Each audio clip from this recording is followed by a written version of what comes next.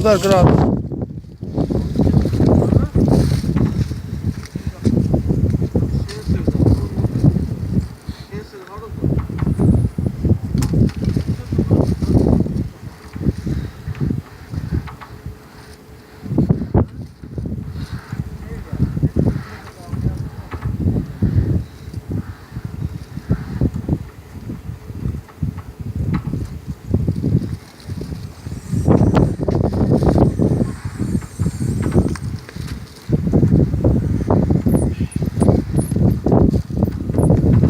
Abi görsən nə rahat gedir.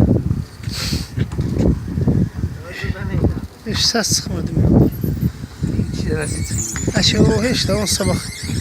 Yığılıb gələyəsən düzələcəkdir. Arabalar nə rahat axır arxası.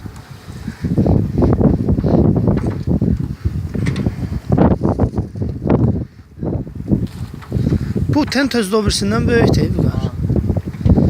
5.93 deyil bu. Bu deyirsən sən bu arkadaşlar.